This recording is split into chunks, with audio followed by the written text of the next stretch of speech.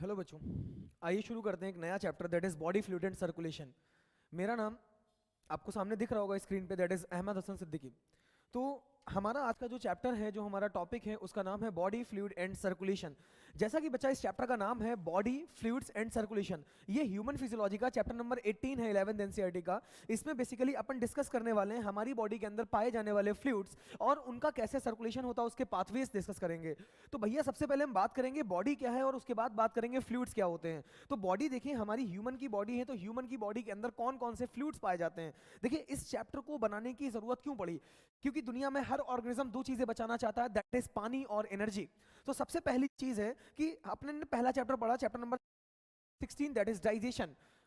Digestion पढ़ा, तो digestion में आपने क्या किया, खाना खाया, खाना एलिमेंट्री कैनाल के थ्रू कहाँ गया, आपका माउथ के थ्रू होता हुआ, बक्कल कैविटी के थ्रू होता हुआ, फेरिंग्स के, ऊसोफेगस से, स्टमक से इंटेस्टाइन में गया।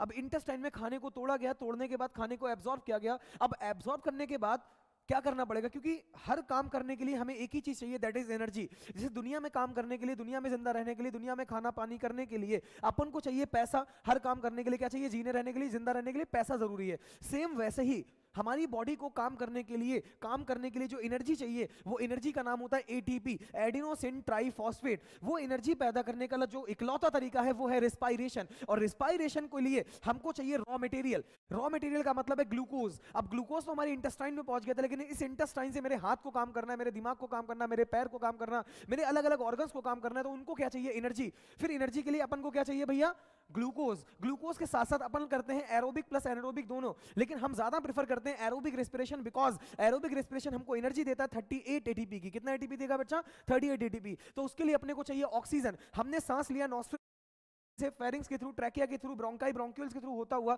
जो हमारा एयर है वो पहुंच गया था लंग्स में। लेकिन अब लंग्स से पूरे बॉडी के पार्ट्स तक कैसे पहुंचेगा, इसके लिए जरूरत पड़ी ब्लड की। किसकी जरूरत पड़ी बेटा, फ्लूइड्स की। तो भैया हम बात करें फ्लूइड्स बना क्यों, ये रीजन हमको समझ में आ गया। अब अपन बात करते हैं जो फ्लूइड्स होते हैं वो दो प्रकार के होते हैं। एक बच्चा कहलाता है एक्स्ट्रा सेलुलर फ्लूइड, वहीं दूसरा कहलाएगा इंट्रा सेलुलर फ्लूइड। तो बच्चा फ्लूइड्स का मतलब होता है कोई भी ऐसी चीज, फ्लूइड्स का बेसिक से मतलब क्या आ जाएगा, अगर हम बात करें बॉडी फ्लूइड्स, तो यहां पे बात आई फ्लूइड्स की।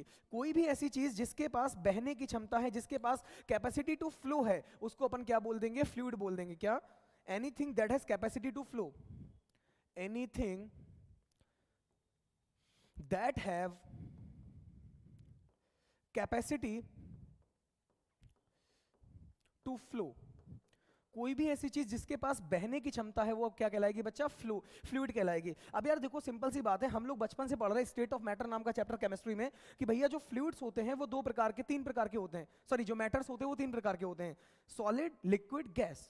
उसमें से जो अपनी जगह से खुद ब खुद मूव कर सकता है उसका नाम है लिक्विड एंड गैसेस। तो हमारे पास जो फ्लूइड्स आ जाएंगे वो दो प्रकार के होंगे बच्चा, एक तो कहलाएगा लिक्विड टाइप का फ्लूइड, और वहीं दूसरे टाइप का कहलाएगा सॉलिड टाइप का फ्लूइड। सॉरी, एक कहलाएगा लिक्विड, दूसरा कहलाएगा आपका गैसेस। कौन कहलाएगा बच्चा, गैसेस। तो अपन अगर अपनी बॉडी में, ह्यूमन बॉडी के अंदर बात करें, किसके अंदर बात करते हैं बच्चा, अपन ह्यूमन बॉडी के अंदर। तो ह्यूमन बॉडी के अंदर अगर हम इस चैप्टर को रिलेट करें, तो उस चैप्टर को रिलेट करने के बाद अपने को पता चलेगा कि जो ह्यूमन बॉडी के अंदर फ्लूइड्स हैं वो दो प्रकार के हैं। कितने प्रकार के हैं बच्चा, दो प्रकार के। एक जो सेल के अंदर हैं और एक जो सेल के बाहर हैं। तो फ्लूइड्स हमारी बॉडी में कितने प्रकार के हैं बच्चा, दो प्रकार के। एक फ्लूइड वो होता है जो सेल के बाहर होता है, उसको अपन बोलेंगे एक्स्ट्रा। एक्स्ट्रा माने क्या होता है बेटा, बाहर, मतलब बाहर, एक्स्ट्रा। तो उसको क्या बोल दिया, एक्स्ट्रा सेलुलर। क्या बोल दिया बेटा, एक्स्ट्रा सेलुलर फ्लूइड। दूसरा वहीं पे आ जाएगा आपका इंट्रा सेलुलर फ्लूइड। इंट्रा माने होता है किसी चीज के अंदर। फॉर एग्जाम्पल अगर मैं बात करूं तो I am intra in this class, मतलब मैं इस क्लास के अंदर हूं। फॉर एग्जाम्पल मैं बात करूं this water is in the bottle, मतलब वाटर इंट्रा सेलुलर फ्लूइड हो जाएगा। अगर ये बॉटल एक सेल है तो इसके अंदर भरा हुआ जो पानी है वो किसका एग्जाम्पल हो जाएगा, इंट्रा सेलुलर फ्लूइड का एग्जाम्पल हो जाएगा। वहीं अगर मैं बात करूं ये बॉटल के आसपास बहुत सारी चीजें पड़ी हुई हैं, एक से लिए एक से लिए एक से लिए, कई सारी बॉटल में पानी भरा है, तो बॉटल के जो बीच का स्पेस है अगर उसमें कोई फ्लूइड भरा हुआ है तो उसको अपन क्या बोलेंगे, एक्स्ट्रा सेलुलर फ्लूइड। क्या बोल देंगे बच्चा, एक्स्ट्रा सेलुलर फ्लूइड। मतलब जो फ्लूइड सेल के आउटर स्पेसेस में है, जो फ्लूइड सेल के बाहर है उसको क्या बोलेंगे अपन, एक्स्ट्रा सेलुलर फ्लूइड। और जो फ्लूइड सेल के अंदर है उसको अपन क्या बोलेंगे, इंट्रा सेलुलर फ्लूइड। इतनी बात समझ में आई। इनसाइड द सेल,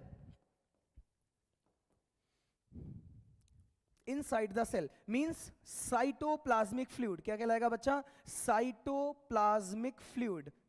एग्जाम्पल क्या आया, साइटोप्लाज्मिक फ्लूइड। तो जो साइटोप्लाज्मिक फ्लूइड है वो किसका एग्जांपल हो जाएगा? इंट्रासेलुलर का। लेकिन यार अपने को क्या करना था? अपने को कराना था ट्रैवल। अब ट्रैवल वाला जो फ्लूइड है वो सेल के बाहर तो, सेल के अंदर वाला तो जाएगा नहीं, तो अपने लिए जो इंपॉर्टेंट है वो कौन है? Extra cellular fluid. अपने यहाँ बेसिकली जो एक्स्ट्रा सेलुलर फ्लूइड है वो दो हैं। जैसे कि अपन बात करें, ब्लड पढ़ना है अपने को, कौन पढ़ना है बच्चा? ब्लड। देन नेक्स्ट कौन पढ़ना है? लिम्फ। अगर इसके और सारे एग्जांपल्स देखें तो जैसे कि आप रोते हो, रोने पे जो आंसू निकलता है, लैक्राइमल ग्लैंड एक होती है हमारी आईज के पास, वो क्या निकालती है? क्राई करने में काम करती है। क्राई मतलब रोना, और लैक्राइमल माने जो आंसू बनाएगी। तो वो जो लिक्विड है, वो जो फ्लूइड है, वो कौन देगा आपको? वो आपका एक्स्ट्रा सेलुलर फ्लूइड आएगा। जैसे कि पसीना है, एक्स्ट्रा सेलुलर फ्लूइड है। जैसे कि सलाइवा है, एक्स्ट्रा सेलुलर फ्लूइड है। जैसे कि डाइजेस्टिव जूस है, एक्स्ट्रा सेलुलर फ्लूइड है। Cytoplasmic fluid is intra cellular fluid. बाकी बचे हुए सारे फ्लूइड्स क्या कहलाएंगे बच्चा? Extra cellular fluids. That is clear? आइए आगे चलते हैं। तो बेसिकली अपन को बात किसकी करनी है यहाँ पे बच्चा? ब्लड की बात करनी है। किसकी बात करेंगे? Blood. Blood is an extra cellular fluid. अब यार देखो, ब्लड का काम क्या है? ब्लड के बहुत सारे काम हैं। जैसे फॉर एग्जांपल ब्लड है क्या? सबसे पहला पॉइंट तो ब्लड क्या है अपने पास? Extra cellular fluid. क्या है बच्चा? Blood is an extra cellular fluid. वहीं अपन इसके दूसरे पॉइंट की बात करेंगे तो ब्लड का काम है चीजों को कनेक्ट करना। फॉर एग्जांपल हमारी पिट्यूटरी ग्लैंड ने कोई भी हार्मोन बनाया और मान लेते हैं वो LH या FSH था, तो वो LH और FSH जाके वर्क कहां करेगा? टेस्टिस या ओवरी में। तो भैया टेस्टिस और ओवरीज तक उस हार्मोन को पहुंचाने का काम किसने किया? ब्लड ने काम किया। मतलब ब्लड एक्ट करेगा आपका ट्रांसपोर्टिंग यूनिट की तरह। किस तरीके से वर्क करेगा बेटा? As a transporter. ये हो गया ब्लड का काम। तीसरी चीज, हमारी बॉडी का जो रेगुलेशन ऑफ टेम्परेचर होगा, क्या होगा बच्चा? Regulation of temperature. टेम्परेचर को रेगुलेट करने का भी काम कौन करेगा? हमारा ब्लड करेगा। क्योंकि लगातार आपने देखा होगा जब आप खाना वाना खाते हैं, खाना गर्म होता है तो बड़ी सी थाली में फैला देते हैं, या कोई भी पानी अगर गर्म है तो उसको पाइप में दौड़ा दीजिए, वो पानी क्या हो जाएगा? ठंडा हो जाएगा। सेम हमारे ब्लड के साथ कहानी है। ब्लड लगातार बॉडी में दौड़ता रहता है, दौड़ता रहता है, दौड़ता रहता है। तो दौड़ने से क्या होगा? उसके अंदर का जो टेम्परेचर है, जो हमारी बॉडी का टेम्परेचर है, वो मेंटेन रहेगा। मतलब ये क्या करेगा? Regulation of our body temperature. क्या कर रहा है बच्चा? Regulation of our body temperature. इतनी बात समझ में आई? कोई डाउट, कोई दिक्कत, कोई परेशानी? आइए आगे कंटिन्यू करते हैं। ब्लड एक्स्ट्रा सेलुलर फ्लूइड होता है, ट्रांसपोर्टर की तरह वर्क करता है, regulation of our body temperature. Transport क्या क्या करेगा? ये बहुत सारी चीजें ट्रांसपोर्ट करेगा। जैसे गैसेस ट्रांसपोर्ट कौन करेगा? ब्लड करेगा। जैसे कि फूड का कौन ट्रैवल करेगा? कौन ट्रांसपोर्ट करेगा? ब्लड करेगा। मतलब इसको अपन लिख सकते हैं न्यूट्रिएंट्स। जैसे कि हार्मोन्स का ट्रैवलिंग कौन कराएगा? वो भी कौन कराएगा? आपका ब्लड कराएगा। ऐसे बहुत सारी चीजें, तो अपन सबका नाम नहीं लिख सकते, इसलिए लिख देते हैं एटसेट्रा। इतनी बात समझ में आई? ये हो गया ब्लड का काम। अब देखो यार, ब्लड ही क्यों है? क्योंकि ब्लड का काम क्या है? ब्लड को पंप करने वाला एक हमारे अंदर बहुत इंपॉर्टेंट ऑर्गन है जिसका नाम है हार्ट। यानी इतना इंपॉर्टेंट है कि पहले महीने की प्रेगनेंसी में सबसे पहले बनने वाला बच्चे के अंदर जो ऑर्गन होता है वो हार्ट होता है। पहले, सबसे पहले एम्ब्रियो जैसे ही ऑर्गन्स बनाना शुरू करती हैं, जेस्टेशन में जाती है, ऑर्गेनोजेनेसिस में जाती है, सबसे पहले महीने में जो ऑर्गन बनता है आपका वो हार्ट बनता है। हार्ट इतना इंपॉर्टेंट ऑर्गन है आपके अंदर, क्योंकि बॉडी में कहीं भी कोई भी चीज पहुंचानी है, उसको पहुंचाने के लिए जो सबसे इंपॉर्टेंट चीज है वो ब्लड है। और ब्लड को जो प्रेशर देगा, जो पंपिंग पावर देगा, वो पंपिंग पावर आपका कौन देगा? हार्ट देगा। Done with this? तो आइए आगे चलते हैं आपके। अब बात करते हैं हम ब्लड। तो जो ब्लड है यार, ये चीजों को कनेक्ट कर रहा है। क्या कर रहा है? ट्रांसपोर्ट करके क्या कर रहा है? चीजों को कनेक्ट कर रहा है। जब ये चीजों को कनेक्ट कर रहा है तो इसको अपन बोल सकते हैं कि ये एक तरीके का कनेक्टिव टिश्यू है। क्या कर रहा है बेटा? अलग से पॉइंट लिख लेते हैं एक और। इट कनेक्ट्स डिफरेंट, जैसे टेस्टिस को ओवरीज से कनेक्ट कर रहा है, सॉरी टेस्टिस को पिट्यूटरी ग्लैंड से कनेक्ट कर रहा है, डिफरेंट पार्ट्स, क्योंकि पिट्यूटरी हार्मोन बना रही है, वो पिट्यूटरी हार्मोन जाएगा कहां? टेस्टिस में। लेके कौन जाएगा? Blood. Different parts of our body. और बेटा कनेक्ट करने का काम एक ही बंदा कर सकता है, क्योंकि हमारी बॉडी 4 प्रकार के टिश्यू से बनी हुई है। पहले का नाम था एपिथेलियल, देन दूसरे का नाम था कनेक्टिव, तीसरे का था मस्कुलर, चौथे का था न्यूरल या नर्वस। अपने को मतलब है कनेक्टिव टिश्यू से। इसका मतलब blood is a connective tissue. कौन है बेटा? ब्लड हमारा कनेक्टिव टिश्यू है। लेकिन यार एक बात बताओ, कनेक्टिव टिश्यू के अगर कंपोजिशन पे आप जाएंगे, कभी भी अगर आपने स्ट्रक्चरल ऑर्गेनाइजेशन पढ़ा है, अगर आपने नहीं पढ़ा तो पुरानी वीडियोस आप देख सकते हैं, स्ट्रक्चरल ऑर्गेनाइजेशन उसमें है। तो अगर स्ट्रक्चरल ऑर्गेनाइजेशन की बात करेंगे तो स्ट्रक्चरल ऑर्गेनाइजेशन में आपने देखा होगा कि जो कनेक्टिव टिश्यू है उसके अंदर 3 प्रकार की सेल्स होती हैं। पहला होता है मैक्रोफेजेस, दूसरा होता है मास्ट सेल्स, तीसरा होता है फाइब्रोब्लास्ट। फाइब्रोब्लास्ट वो सेल है जो क्या बनाएगी? फाइबर बनाएगी। क्या बनाएगी बच्चा? फाइबर। तो यार एक बात सोचो, अगर नाली में, छोटी सी नाली में पानी बह रहा है, उस छोटी सी नाली में बहते हुए पानी में अगर आप झाड़ू के थोड़े से रेशे डाल देते हैं, क्या डाल दीजिए? थोड़े से झाड़ू के रेशे डाल दीजिए, तो क्या वो पानी चलता सॉरी चलता रहेगा कि ब्लॉक हो जाएगा? ब्लॉक हो जाएगा। अगर वो रास्ता ब्लॉक हो जाएगा इसका मतलब क्या हुआ? आपके ब्लड में अगर फाइबर आया तो ब्लड के पाइप में वो फाइबर जम जाएगा, और अगर वो फाइबर जमा तो पानी का ट्रांसपोर्टेशन नहीं हो पाएगा। इसका मतलब ब्लड में फाइबर्स होना चाहिए कि नहीं होना चाहिए? Fibres are absent. इसका मतलब फाइबर पैदा करने वाली सेल्स क्या हो जाएंगी? एब्सेंट। इसका मतलब ब्लड में क्या होते हैं बेटा? फाइब्रोब्लास्ट एब्सेंट होती हैं। क्या एब्सेंट होंगी बच्चा?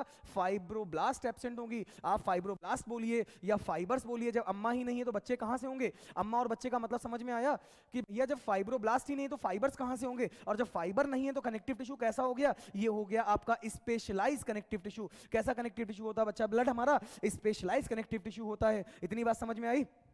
अरे बोलिए हाँ या ना। क्लियर है मेरे भाई? ब्लड इज अ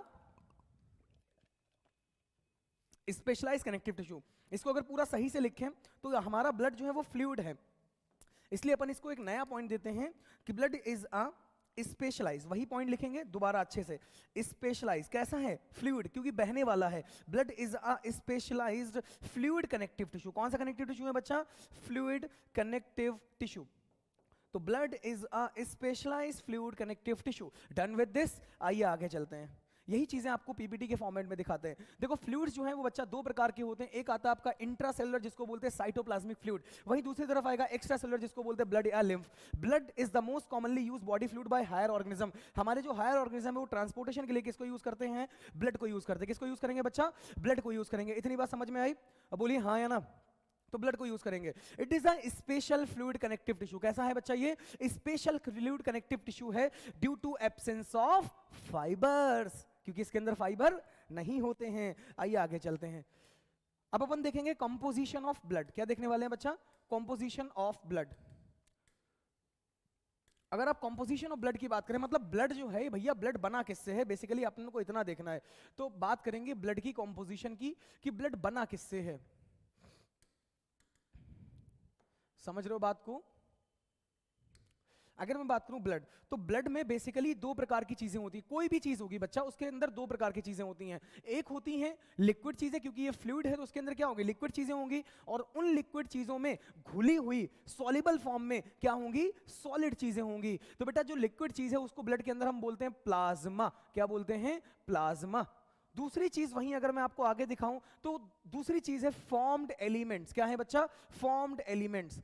पहली चीज आ जाएगी प्लाज्मा, वहीं दूसरी चीज आ जाएगी फॉर्म्ड एलिमेंट्स। अब फॉर्म्ड एलिमेंट इसको क्यों बोला या प्लाज्मा क्यों बोला, ऐसे समझिए। नॉर्मली जैसे आपने हॉस्टल में घर में पनीर की सब्जी खाई है ना, उस पनीर की सब्जी में जो पनीर के टुकड़े हैं वो है फॉर्म्ड एलिमेंट। और जो लिक्विड वाला मामला है जिसके अंदर टमाटर घुला होगा, प्याज घुला होगा, वो सारा कहलाएगा आपका प्लाज्मा। क्या कहलाएगा? प्लाज्मा। प्लाज्मा मींस क्या हुआ? पानी, और पानी में सॉल्युबल चीजें क्या बनाएंगी? प्लाज्मा। मतलब मैं यहां पे लिख सकता हूं वाटर, यहां पे ना लिख के इधर लिखेंगे।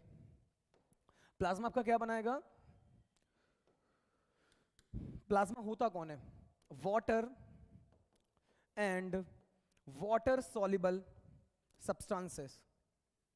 Water and water soluble substances क्या बनाएंगे बच्चा? आपका प्लाज्मा बनाएंगे। फॉर्म्ड एलिमेंट की बात करें तो इनको फॉर्म्ड एलिमेंट क्यों बोला गया? क्योंकि भैया ये फॉर्म होती हैं, कहीं से बनती हैं। कहां से बनती हैं? Formed by red bone marrow. कहां से बनेंगी बेटा? फॉर्म्ड बाय बोन मैरो लिख सकते हैं आप। क्या लिख दीजिए बच्चा? Formed by bone marrow. तो ये जो बोन मैरो से बन रही है इसीलिए इनका नाम क्या हो गया बच्चा? Formed element. अब सवाल ये आया कि ब्लड हमने मान लिया कि भैया इस पूरी बॉटल में ब्लड भरा हुआ है। क्या भरा हुआ है? ब्लड भरा हुआ है। लेकिन अब इसमें कितना परसेंट प्लाज्मा और कितना परसेंट फॉर्म्ड एलिमेंट है, ये क्वेश्चन नीट पूछता है। तो नीट के पॉइंट ऑफ व्यू से हमें इसका परसेंटेज याद करना है। बोलो पी से प्लाज्मा, मेरे साथ बोलिए, मजाक नहीं, मेरे साथ बोलिए। बोलिए पी से प्लाज्मा, पी से 55%। क्या बच्चा? पी से प्लाज्मा, पी से 55%। इसका मतलब प्लाज्मा का परसेंटेज कितना हो जाएगा? 55%, 55% हो जाएगा। इसका मतलब बाकी बचा हुआ जो आपका फॉर्म्ड एलिमेंट है, अगर आप 100 से 55 माइनस करोगे तो आंसर कितना आ जाएगा? 45% आ जाएगा। इट मींस जो फॉर्म्ड एलिमेंट होते हैं उनका परसेंटेज कितना होता है मेरे भाई? 45% होता है। बोलिए हाँ या ना। जवाब क्लियर है? तो याद नहीं करना, डरना नहीं है। P for plasma, P for 55, या P से प्लाज्मा, P से 55, बचा हुआ जो है वो कौन है, 45% आपके फॉर्म्ड एलिमेंट है। अब देखते हैं प्लाज्मा की कंपोजिशन की, प्लाज्मा में भैया पानी कितना है और पानी में घुली हुई चीजें कितनी है। तो भैया अगर मैं बात करूं प्लाज्मा में, तो सबसे पहले प्लाज्मा में होगा पानी। कौन होगा, पानी। देखो पानी में घुली हुई चीजें जब आप बोल रहे हो, इसका मतलब आप क्या बोल रहे हो, पानी और पानी में घुली हुई चीजें, मतलब ज्यादा कौन होगा, पानी। तो टोटल ब्लड का 55% प्लाज्मा है, और उस प्लाज्मा में लगभग 90 से 92% पानी है। कितना पानी होता है बेटा, 90 से 92% पानी होता है। और उसके बाद इसके अंदर 6 से 8% प्रोटीन्स होती हैं। कितने परसेंट प्रोटीन होगी बेटा, 6 से 8% प्रोटीन्स। प्रोटीन्स कितनी हो जाएंगी, 6 से 8%। सवाल ये आया कि मालिक कौन कौन से टाइप की प्रोटीन्स होंगी, तो प्रोटीन्स आर ऑफ 3 टाइप्स। कितने टाइप की होती है प्रोटीन प्लाज्मा के अंदर, 3 टाइप की प्रोटीन्स होती हैं। बोलो फैग, क्या बोलना है, फैग। फाइब्रिनोजेन, कौन सी है पहली, फाइब्रिनोजेन, कौन सी, फाइब्रिनोजेन। दूसरी एल्ब्यूमिन, कौन सी, मेरे साथ बोलिए कौन है, एल्ब्यूमिन। तीसरी की बात करें तो कौन है, ग्लोब्यूलिन। कौन आ जाएगी बच्चा, ग्लोब्यूलिन। टोटल कितने टाइप की प्रोटीन्स हो गई आपकी, 3 प्रकार की प्रोटीन। कौन कौन, फाइब्रिनोजेन, एल्ब्यूमिन, ग्लोब्यूलिन। कौन कौन, फाइब्रिनोजेन, एल्ब्यूमिन, ग्लोब्यूलिन। आइए आगे कंटिन्यू करते हैं। अगर फाइब्रिनोजेन की बात करें तो जैसा कि इसका नाम में आपको दिख रहा होगा, अगर थोड़ा सा भी कॉमन सेंस लगाओगे ना तो काम हो जाएगा। फाइब्रिनोजेन, किसी भी प्रोटीन के आगे, किसी भी एंजाइम के आगे अगर नाम से पहले प्रो लगा है या नाम के बाद जेन लगा है, दोनों का मतलब होता है कि it is present in its inactive form. वो किस फॉर्म में मौजूद है बेटा, इनएक्टिव फॉर्म में मौजूद है, इसलिए ये क्या है, इनएक्टिव है। अगर इसका जेन हटा दो तो क्या बना, फाइब्रिन बना, और फाइब्रिन माने रेशे, और रेशे माने ब्लड क्लॉटिंग। इसका मतलब फाइब्रिनोजेन क्या कराएगी बच्चा मेरे, ब्लड क्लॉटिंग कराती है। क्या कराती है, ब्लड क्लॉटिंग कराती। सीधा नीट का आया हुआ क्वेश्चन है, 2016 में नीट ने क्वेश्चन पूछ रखा है कि बताइए 2016 या 2017 कुछ ऐसा है कि फाइब्रिनोजेन क्या काम कराती है, या इनमें से कौन क्या काम कराता है, ब्लड क्लॉटिंग कौन कराएगा। तो आंसर क्या लगेगा मेरा बच्चा, फाइब्रिनोजेन। दूसरा बात करें एल्ब्यूमिन, तो एल्ब्यूमिन कराता है बेटा ऑस्मोटिक कंट्रोल। क्या कराएगा, ऑस्मोटिक कंट्रोल। ये ऑस्मोटिक कंट्रोल कौन कराएगा मेरा भाई, एल्ब्यूमिन कराएगा। देन नेक्स्ट अपन बात करेंगे ग्लोब्यूलिन।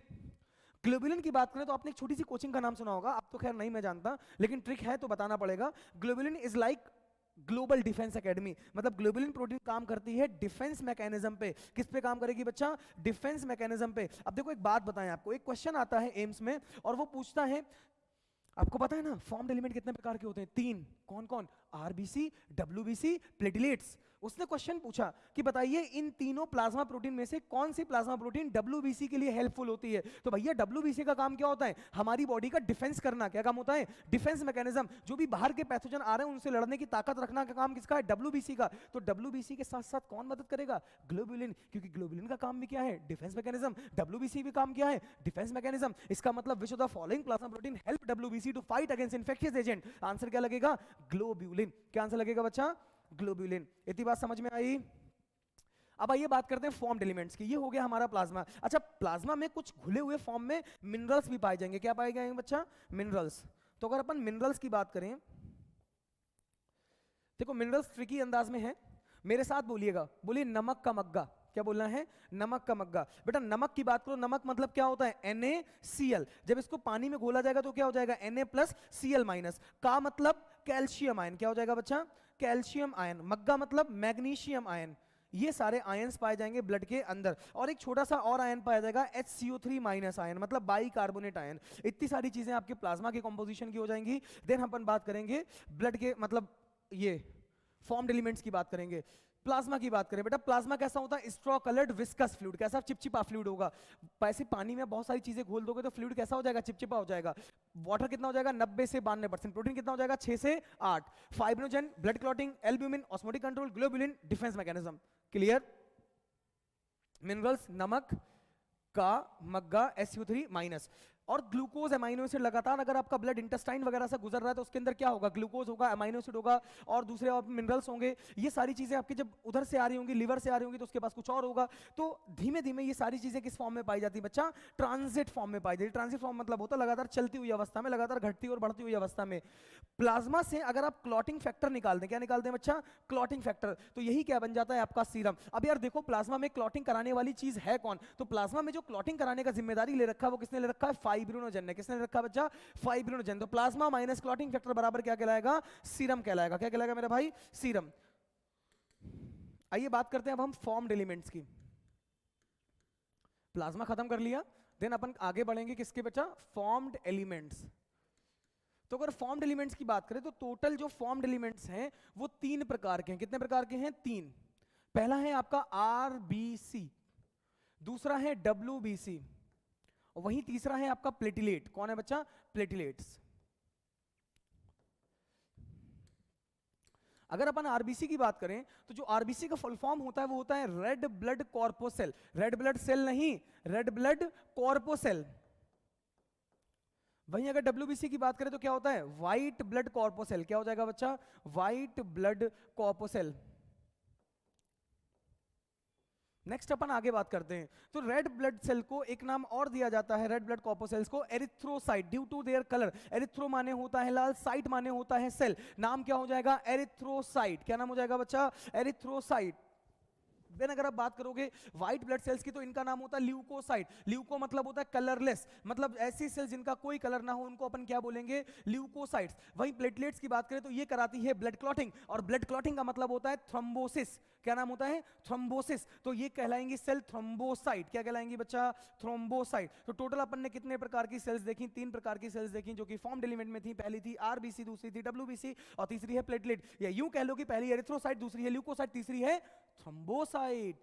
बोलिए हाँ है ना। तीसरी और आखिरी चीज इसमें हम बात करेंगे इनके नंबर की। बाकी अभी हम अगले हेडिंग डाल के डिटेल में इनके बारे में बात करने वाले हैं। एरिथ्रोसाइट की बात करें तो इनका जो नंबर होता है बच्चा वो होता है 5 से 5.5 मिलियन पर मिलीमीटर क्यूब। कितना होता है, 5 से 5.5 मिलियन पर मिलीमीटर क्यूब। अब यार देखो, इसको एक तरीके से और लिख सकता है, एम्स ने लिख रखा है 1 मिलियन में कितना लाख, 10 लाख। तो 5 मिलियन में कितना लाख, 50 लाख। तो इसका नंबर हो जाएगा 50 से 55 लाख। कितना लिख सकते हो इसको एक बार और, 50 से 55 लाख पर मिलीमीटर क्यूब। वहीं डब्ल्यूबीसी की बात करें तो वैसे भी यार देश में जो सेना होती है वो क्या होती है, उसका नंबर आम नागरिकों से कम होता है। और डब्ल्यूबीसी हमारे देश की, हमारी बॉडी की क्या है, सेना है, आर्मी है। इसका नंबर बेटा होता है 6 से 8,000 पर मिलीमीटर क्यूब। कितना होता है, 6 से 8,000 पर मिलीमीटर क्यूब। ऐसे करके इसको लिख दीजिए 6,000 टू 8,000 पर मिलीमीटर क्यूब। देन बात करेंगे प्लेटलेट्स की। प्लेटलेट है, समझिए हमारे कोई चोट लग गई तो उस चोट को ठीक करने वाला कौन आता है, डॉक्टर। तो हमारी बॉडी में अगर कोई चोट लग गई, उससे ब्लड लॉस हुआ, तो उस ब्लड लॉस को ठीक करने वाला कौन होगा, हमारा प्लेटलेट। मतलब ये कराएंगे, इनका नंबर होगा बेटा 1.5 लाख से 3.5 लाख पर मिलीमीटर क्यूब। तो इसको ऐसे लिख लेते हैं सिंपली, 1.5 से 3.5 लाख पर मिलीमीटर क्यूब। कितना हो जाएगा बच्चा, 1.5 से 3.5 लाख पर मिलीमीटर क्यूब। इतना समझ में आया, कोई डाउट है तो प्लीज बोलिए।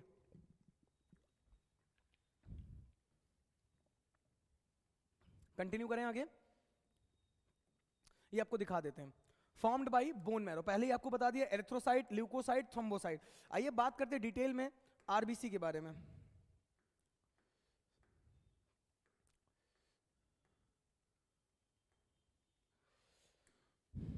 अगर अपन आरबीसी की डिटेल में बात करें, आरबीसी जिसका नाम क्या है, हम सिंपल सा लिखेंगे एरिथ्रोसाइट। क्या है बच्चा, एरिथ्रोसाइट। ध्यान से सुनना, काफी इंटरेस्टिंग और काफी इंपॉर्टेंट है एरिथ्रोसाइट की कहानी। अगर एरिथ्रोसाइट की बात करें तो काफी डाइवर्स है अपने नेचर में।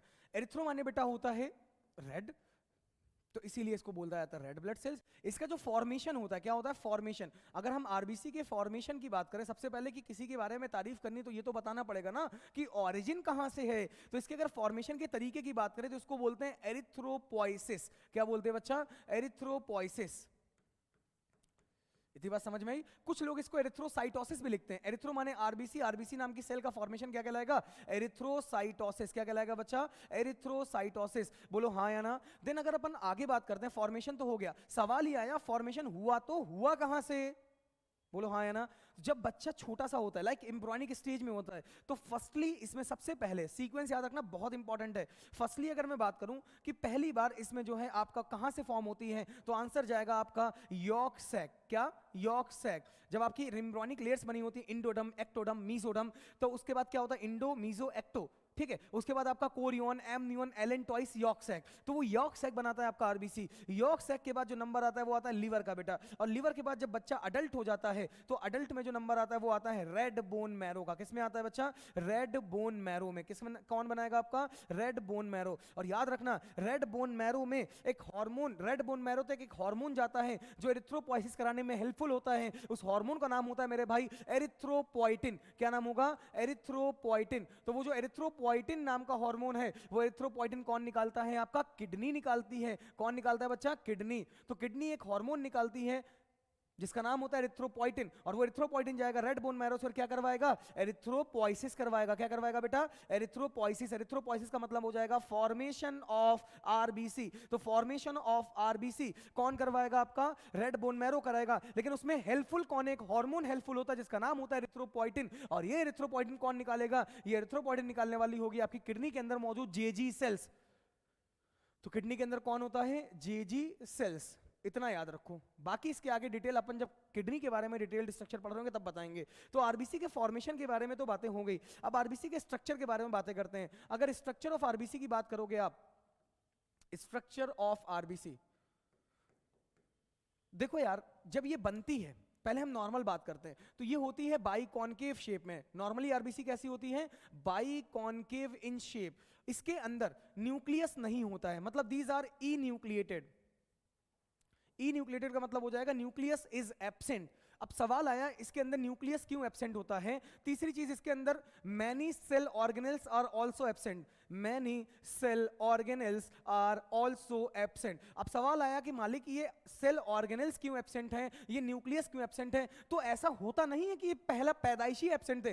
पैदा जब ये बनती है ना आरबीसी, तब बनती नॉर्मल सेल की तरह है। मतलब अगर फॉर्मेशन की बात करें तो इसके पास न्यूक्लियस भी होता है, इसके पास नॉर्मल शेप एंड साइज भी होता है, बट धीमे धीमे डेवलप करते करते करते करते इसका जो शेप होता है वो बाइकॉन्केव हो जाता है। रीजन ये इसका न्यूक्लियस खत्म हो जाता है, इसके सेल ऑर्गेनेल खत्म हो जाते हैं। रीजन सिंपल सा इतना है मेरे भाई, क्योंकि जब आपको किसी कमरे के अंदर यहां पे क्या करना है, कुछ स्टोर करना है, तो वहां पे जगह तो चाहिए ना। जैसे इस क्लास में अभी पूरी क्लास खाली पड़ी है, इसमें सीटें पड़ी हैं, मैं चाहता हूं इसमें 500,000 बच्चा खड़ा कर दूं, तो खड़े करने के लिए क्या करना पड़ेगा? पहले मुझे सीटें बाहर करनी पड़ेंगी। तो वो जो सीटें बाहर करनी पड़ेंगी मतलब आपने न्यूक्लियस बाहर कर दिया, मतलब आपने सेल ऑर्गेनेल्स बाहर कर दिया। तो यही क्या कहलाएगा आपका? इनका शेप कैसा हो जाएगा? बाइकॉन्केव। सवाल आया बाइकॉन्केव क्या होता है? बाइकॉन्केव का मतलब है आपने इधर से भी कॉन्केव कर दिया, इधर से भी। मतलब अगर ये उंगलियां आप इग्नोर कर दें तो इधर से भी आपको शेप दिख रहा है बाइकॉन्केव, इधर से भी क्या दिख रहा है? बाइकॉन्केव। देखिए मैं आपको डायग्रामेटिकली दिखाता हूं।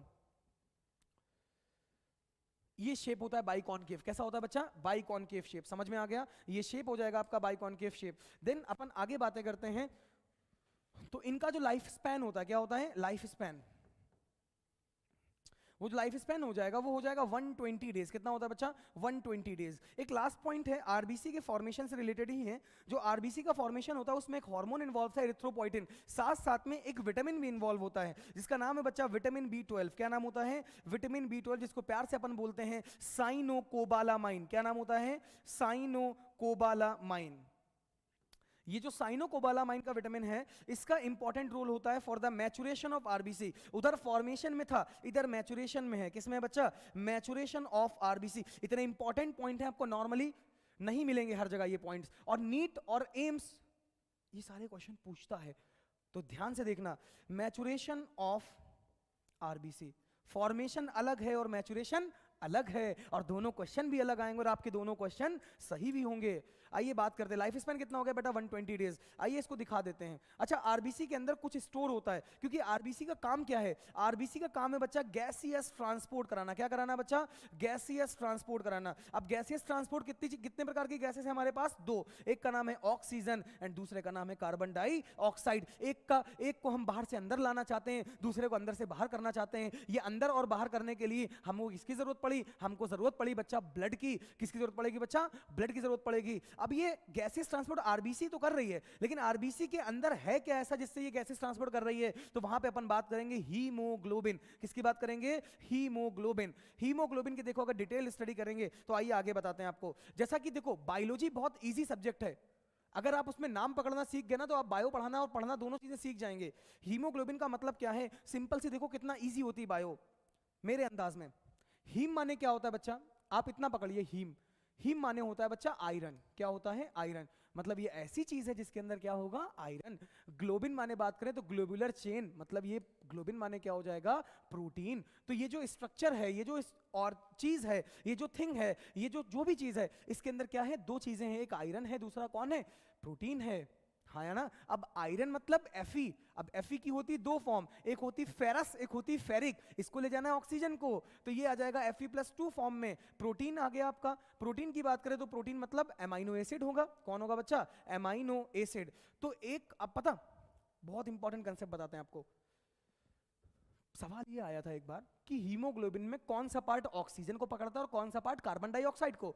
तो जो Fe+2 होता है ये अटैच करता है ऑक्सीजन को, किसको अटैच करता है, ऑक्सीजन को। और आपको पता है एक हीमोग्लोबिन में 4 आयरन एटम होते हैं, कितने आयरन एटम होते हैं, 4। और ये जो अमाइनो एसिड वाला पार्ट होता है, अगर हम अमाइनो एसिड के स्ट्रक्चर की बात करें तो यहाँ पे आ जाएगा आपका सेंट्रल एटम कार्बन, यहाँ पे आ जाएगा COOH, यहाँ पे आ जाएगा NH2, यहाँ पे आ जाएगा R ग्रुप, यहाँ पे आ जाएगा हाइड्रोजन। तो ये जो एमाइनो एसिड है, ये एमाइनो एसिड का स्ट्रक्चर है। इसमें जो कार्बन डाइऑक्साइड जुड़ता है वो एमाइन ग्रुप से जुड़ता है। कहाँ जुड़ता है बच्चा, एमाइन। खैर आप इतना डिटेल ना जानिए तो कोई बात नहीं, वो अपन जब बायोमोलिक्यूल पढ़ेंगे तब बताएंगे। फिलहाल एमाइनो एसिड से कौन जुड़ेगा, कार्बन डाइऑक्साइड, और आयरन से कौन जुड़ेगा, आपका ऑक्सीजन। इसका मतलब एक आयरन कितने ऑक्सीजन लेके जाएगा, 4 ऑक्सीजन मॉलिक्यूल लेके जाएगा। टोटल कितने होते हैं, 4 होते हैं। हीमोग्लोबिन हमारे ब्लड में कितना होता है, तो हेल्दी इंडिविजुअल में 12 से 16 ग्राम, कितना होता है बच्चा, 12 से 16 ग्राम पर 100 ml ऑफ ब्लड होता है। कितना होता है, 12 से 16 ग्राम पर 100 ml ऑफ ब्लड आपका कौन होता है, हीमोग्लोबिन। बस थोड़ा सा और देख लीजिए, WBC के बारे में, ये हो गया हीमोग्लोबिन के बारे में बातें। अब बात करते हैं WBC। तो WBC मतलब बेटा व्हाइट ब्लड कॉर्पोसेल्स। इनके अगर हम प्यार से नाम ले तो इनका नाम हो जाएगा ल्यूकोसाइट। क्या नाम हो जाएगा, ल्यूकोसाइट। डन। इनकी अगर लाइफ स्पैन की बात, ये आपकी स्फेरिकल सेल्स होती हैं, नॉर्मल सेल्स जैसे आपकी दूसरी सेल्स होती है वैसे ये स्फेरिकल सेल्स होती हैं। इनका जो लाइफ स्पैन होता है, अलग अलग किताबें अलग अलग लिखती है, लेकिन according to NCERT and NEET brochure इसका जो लाइफ स्पैन होता है वो होता है 10 से 20 दिन। कितना होता है बेटा, 10 से 20 दिन। जो WBCs हैं ये 2 प्रकार की हैं। कितने प्रकार की मेरे भाई, 2 प्रकार की। एक कहलाएंगी आपकी ग्रेन्यूलोसाइट। क्या कहलाएंगे मेरे भाई, ग्रेन्यूलोसाइट। वहीं दूसरी कहलाएंगी ए ग्रेन्यूलोसाइट। क्या कहलाएंगी, एक बेटा कहीं भी किसी भी नाम के आगे, मैं फिर बता रहा हूं, प्रो लग जाए, नाम के बाद जेन लग जाए, दोनों का मतलब होता है इनएक्टिव। लेकिन वहीं अगर मेरे भाई मैं ये बात करूं कि अगर नाम से पहले ए लग जाए, सिर्फ ए, उसका मतलब होता है एब्सेंट। जैसे ये सेल है ग्रेन्यूलोसाइट, वहीं दूसरी सेल है ए ग्रेन्यूलोसाइट। मतलब एक में ग्रेन्यूल्स दाने पाए जाएंगे, दाने लाइक स्ट्रक्चर पाए जाएंगे, और वहीं दूसरे में ग्रेन्यूल्स और दाने लाइक स्ट्रक्चर नहीं पाए जाएंगे। बात समझ में आ रही है, बातें क्लियर हो रही हैं। अब बात करें ग्रेन्युलोसाइट और एग्रेन्युलोसाइट, इसके पीछे देखो टोटल जो WBC है वो 5 एग्जांपल है अपने पास, ठीक है। कुछ ग्रेन्युलो में है, कुछ एग्रेन्युलो में। अब अपन को याद रखना है, बाय द वे एग्जाम में क्वेश्चन आ जाए कि भैया कैसे बात करेंगे कि कौन ग्रेन्युलो है कौन एग्रेन्युलो है। सिंपल सी ट्रिक है, 2 लड़कियां हैं, एक के ग्रेन्यूल्स हैं, दाने हैं, एक के दाने नहीं हैं। आपके पास ऑप्शन है बहन बनाने का, आप किसको बनाओगे, जिसके पास दाने होंगे। तो ग्रेन्युलो वाले को आपने क्या बना लिया, बहन बना लिया। क्या बना लिया बेटा, बहन। तो बहन लिख लेते हैं अपन, बहन। क्या लिख लेंगे, बहन लिख लेते हैं। ये लिख लिया अपन ने, बहन।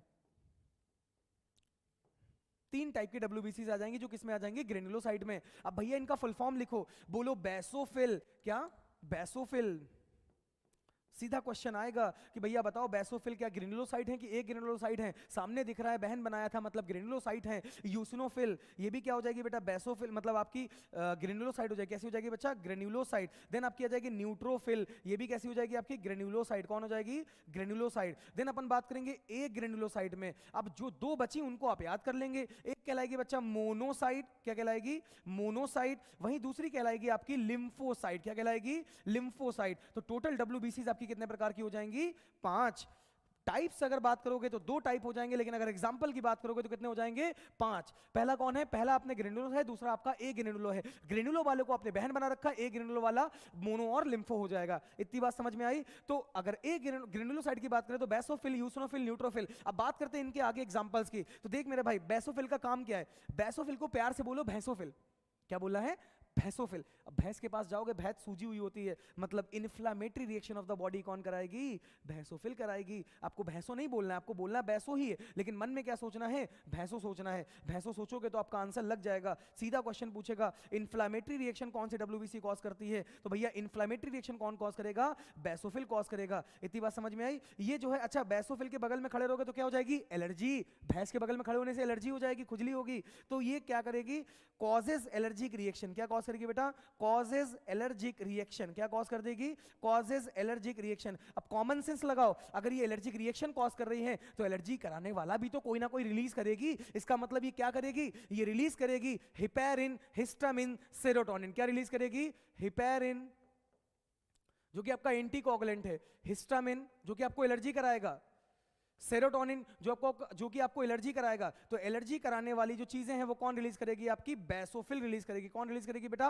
बैसोफिल रिलीज करेगी। इतनी बात समझ में आई? तो it releases heparin, histamine, serotonin. सीधा क्वेश्चन आएगा कौन रिलीज करता है हिपैरिन, हिस्टामिन, सेरोटोनिन? बैसोफिल। और आपको जानकर ये हैरानी होगी, बैसोफिल के अलावा कनेक्टिव टिश्यू में एक सेल और होती है जो हिपैरिन, हिस्टामिन, सेरोटोनिन निकालती है। नाम क्या होता है? Mast cell. तो आपसे सीधा पूछा जाएगा कौन सी सेल मास्ट सेल की तरह बिहेव करती है डब्ल्यूबीसी में, तो आंसर क्या लगेगा बेटा आपका? बैसोफिल लगेगा। क्या लगेगा? बैसोफिल लगेगा। हाँ या ना? बस इतना खत्म करते हैं ये सबके फंक्शन बता के। यूसिनोफिल, मान लो आपको कोई इन्फेक्शन हो गया। क्या हो गया? इन्फेक्शन। तो आप डॉक्टर साहब के पास जाओगे, क्या कहोगे? डॉक्टर साहब सुनो सुनो। और डॉक्टर साहब किससे सुनेंगे? स्टेथोस्कोप से। हाँ या ना? तो भैया इन्फेक्शन रोकने का काम किसका है? सुनो वाले का, डॉक्टर साहब का। तो रेजिस्ट इन्फेक्शन। क्या बच्चा? Resist infection. इन्फेक्शन को रोकने के लिए कौन काम आएगा? यूसिनोफिल काम आएगा। दूसरा, ये जो आपको एलर्जी हो गई है उस एलर्जी को ठीक करने के लिए treatment of the allergy, treat the allergy. Allergy को ट्रीट भी कौन करेगा? यूसिनोफिल ट्रीट करेगा। दूसरा, अगर आप सुनते हो कोई बात तो किससे सुनते हो? हेडफोन से सुनते हो। सुनने के लिए क्या चाहिए? हेडफोन। इसलिए यूसिनोफिल क्या हो जाएगा? Headphone shaped nucleus. क्या हो जाएगा? याद रखने का तरीका, हेडफोन शेप न्यूक्लियस। ये किसके पास हो जाएगा? यूसिनोफिल के पास। इतनी बात समझ में आई? जो न्यूट्रोफिल और मोनोसाइट है ये हमारी देश की, ऐसे समझो, कमांडो हैं, हमारी बॉडी के कमांडो। कमांडो मतलब देखते ही गोली मार देने का आदेश, मतलब फैगोसिटिक इन नेचर। कैसे होते बेटा? Phagocytic in nature. इतनी बात समझ में आई? कभी ना कभी बहुत ज्यादा कंफ्यूज रहते हो यार, मैक्रोफेजेस मैक्रोफेजेस मैक्रोफेजेस किस टाइप के सेल हैं? ये मैक्रोफेजेस फैगोसिटिक सेल्स हैं। फैगोसिटिक का मतलब है खा जाती हैं किसी भी बैक्टीरिया को, देख लेते हैं बनी कहां से हैं। तो ये जो मोनोसाइट है ना, यही मोनोसाइट आगे डेवलप होकर क्या बना देती हैं? मैक्रोफेजेस बना देती हैं। तो मतलब macrophages are the modifications of the monocyte. Done with this, last बचती है हमारी लिम्फोसाइट। अगर लिम्फोसाइट की बात करें तो लिम्फोसाइट जो है वो आपको देती है इम्यून रिस्पॉन्स। कैसा रिस्पॉन्स देती है? Immune response. चलो थोड़ी सी बात करते हैं, इम्यूनिटी क्या है, इम्यून रिस्पॉन्स क्या है। देखो, हमारी बॉडी का रक्षा तंत्र, जैसे देश की सेना होती है उसकी मजबूती देने के लिए, उसको बाहर से आने वाले पैथोजन से, बाहर से आने वाले लुटेरों से बचाने के लिए, सेम हमारी बॉडी की जो सेना है वो है लिम्फोसाइट्स। लिम्फोसाइट का मतलब पैसे तो पूरी डब्ल्यूबीसी हैं, लेकिन इम्यून का मतलब क्या है? हमारी देश की एबिलिटी, हमारी बॉडी की ability to fight against infectious agent, to fight against infectious pathogens. क्या कहलाएगा बच्चा? इम्यूनिटी कहलाएगा। तो इम्यून रिस्पॉन्स मतलब होता है हमारी बॉडी को मजबूती देना, बाहर के पैथोजन से लड़ने की ताकत देना। क्या कहलाएगा? इम्यूनिटी कहलाएगा। तो वो जो इम्यून रिस्पॉन्स है वो कौन देगा? लिम्फोसाइट। ये जो लिम्फोसाइट से बच्चा, ये दो प्रकार की हो जाएंगी, एक कहलाएगी बी लिम्फोसाइट और वहीं दूसरी कहलाएगी टी लिम्फोसाइट। एक कहलाएगी बी लिम्फोसाइट और दूसरी कहलाएगी T lymphocyte. Done with this, तो this is the WBC, this is the function of WBC. Clear? Overall समझ में आया सारी चीजें? बोलिए हाँ या ना। बस एक छोटी सी चीज बची, प्लेटलेट्स। सुन लीजिए, अगर अपन प्लेटलेट्स की बात करें तो रेड बोन मैरो के अंदर, किसके अंदर बेटा? रेड बोन मैरो के अंदर एक बड़ी सी सेल होती है जिसका नाम होता है मेगा कैरियोसाइट। क्या नाम होता है? Mega karyocyte. ये मेगा कैरियोसाइट के बहुत सारे टुकड़े कर दीजिए, फ्रेगमेंट्स कर दीजिए, और हर एक फ्रेगमेंट क्या कर दीजिए? बहुत सारे फ्रेगमेंट्स कर दीजिए। जैसे आपने ये सेल लिया, इस सेल का न्यूक्लियस लिया, इसके बहुत सारे टुकड़े कर दीजिए, और हर एक टुकड़ा क्या बना लेगा आपका? ईच फ्रेगमेंट, जो टुकड़े कर दिए उसका हर एक फ्रेगमेंट कहलाएगा प्लेटलेट। क्या कहलाएगा? प्लेटलेट। और जो प्लेटलेट है इसका काम होता है ब्लड क्लॉटिंग करना। क्या काम होगा बच्चा? Blood clotting. इसके आगे की डिटेल अपन नेक्स्ट लेक्चर में डिस्कस करेंगे। बस जितना अपन ने पढ़ा उसको रिकॉल करते हैं और आगे कंटिन्यू खत्म करते हैं, देन अगली क्लास में अपन देखेंगे। तो भैया हमने बात करी बॉडी फ्लूइड एंड सर्कुलेशन की। बॉडी फ्लूइड्स की बात करें तो फ्लूइड्स का मतलब होता है ऐसी चीज इसके पास बहने की क्षमता हो। बॉडी फ्लूइड्स की बात करें जो हमारी बॉडी में पाए जा रहे हैं, दो प्रकार के होते हैं, कहलाएंगे एक्स्ट्रा सेलुलर, एक कहलाएंगे इंट्रासेलुलर। जो सेल के अंदर होगा साइटोप्लाज्मिक फ्लूइड कहलाएगा इंट्रासेलुलर फ्लूइड। जो सेल के बाहर होंगे जैसे कि लिम्फ होगा, ब्लड होगा, सलाइवा होगा, टीयर्स होंगे और स्वेट होगा, ये सारे के सारे आपके एक्स्ट्रा सेलुलर फ्लूइड कहलाएंगे। उसके बाद अपन बात करें तो ब्लड की बात करें, blood is a special fluid connective tissue होगा। देन अपन ने बात करी ब्लड के दो पार्ट से, एक का नाम था प्लाज्मा, एक का नाम था फॉर्म्ड एलिमेंट। प्लाज्मा की बात करें तो पी से प्लाज्मा, पी से 55%। प्लाज्मा के अंदर लगभग 90 से 92% पानी होता है, 6 से 8% प्रोटीन होती है और 2 से 3 और उसके बाद 0.5 से 1% मिनरल्स होते हैं। प्रोटीन की बात करें टोटल 3 प्रकार के थे, कौन कौन?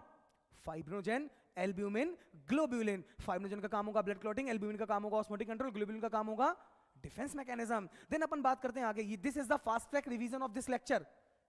ये रिवीजन है, समझ में आ रही बात? उसके बाद अपन आगे बात करते हैं तो बॉडी फॉर्म्ड एलिमेंट्स की बात करें तो फॉर्म्ड एलिमेंट्स मतलब जो फॉर्म हुए कहीं से, कहां से? रेड बोन मैरो से। 3 प्रकार के थे, आरबीसी, डब्ल्यूबीसी, प्लेटलेट। आरबीसी की बात करें red blood corpuscles, white, WBC की बात करें व्हाइट ब्लड कॉर्पसेल्स। प्लेटलेट्स की बात करें तो थ्रोम्बोसाइट कहलाएंगी और एरिथ्रोसाइट बात करें तो आरबीसी का नाम क्या हो जाएगा? एरिथ्रोसाइट। और ल्यूकोसाइट बात करें तो नाम हो जाएगा डब्ल्यूबीसी का। आरबीसी के नंबर की बात करोगे तो 5 से 5.5 मिलियन पर मिलीमीटर क्यूब, दैट इज 50 से 55 लाख पर मिलीमीटर क्यूब। डब्ल्यूबीसी की बात करोगे तो आपका 6 से 8 हजार पर मिलीमीटर क्यूब। वहीं प्लेटलेट्स की बात करोगे तो 1.5 से 3.5 लाख पर मिलीमीटर क्यूब। इतनी बात समझ गए? उसके बाद अपन ने देखा डब्ल्यूबीसी, आरबीसी, प्लेटलेट। आरबीसी कहां से बनी, डब्ल्यूबीसी कहां से बनी, प्लेटलेट्स कहां से बनी। एरिथ्रोसाइट क्या कहलाता है, एरिथ्रोसाइटोसिस क्या है, एरिथ्रोपोइसिस क्या है, सब समझ में आया? फॉर्मेशन ऑफ आरबीसी एरिथ्रोपोइसिस है। एरिथ्रोपोइटिन नाम का हार्मोन कौन निकालेगा? किडनी निकालेगा। उसके बाद आपका बात करें विटामिन B12, साइनोकोबालामाइन क्या करता है? Maturation factor for the RBC है। तो आज के लिए इतना ही, बाकी अपन नेक्स्ट लेक्चर पे बात करेंगे। एक दो क्वेश्चन है वो देख लीजिए बेटा, पिछली बार पीवाईक्यू है। जैसे कि ये क्वेश्चन है, adult human RBC are enucleated. Enucleated मतलब उसके अंदर न्यूक्लियस नहीं होता है। Which of the following statement is are most appropriately at option appropriately explanation for this feature, NEET 2017। क्यों? They do not need to reproduce, they are somatic cells, they do not metabolise, their internal space available for oxygen transport. कौन सा answer सही होगा? तो बच्चा इसमें क्या होगा, जिनका जो सारा ट्रांसपोर्टेशन के लिए जगह है वो कहां मिल रही है आपको? वो उनकी सारी जो ट्रांसपोर्टेशन की जगह है, वो ट्रांसपोर्टेशन की जगह जो है वो उसके लिए अवेलेबल है। ऐसा नहीं कि वो सोमैटिक सेल्स हैं, they do not need to reproduce, उनको रिप्रोड्यूस करने की जरूरत है। Name the blood cell whose reduction in number in cause clotting disorder. देखो भैया प्लेटलेट का काम था क्लॉटिंग कराना, लेकिन अगर प्लेटलेट कम हो जाएंगी तो ब्लड क्लॉटिंग कम हो जाएगी, तो क्लॉटिंग डिसऑर्डर का फंक्शन किससे हो जाएगा? थ्रोम्बोसाइट से। देख भैया नीट 2016। अगली बात करें, serum differs from blood. Serum कैसे बना था? Plasma minus clotting factor.